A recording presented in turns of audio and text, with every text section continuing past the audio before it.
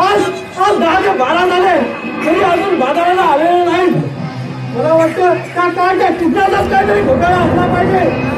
जातो गोकुळात आणि काही दिवसाने माझ्याचा समाजात चालतो.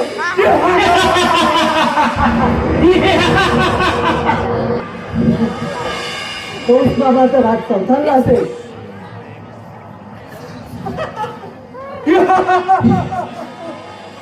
अरे कृष्णा तुला किती दिवस भेटलो नाही.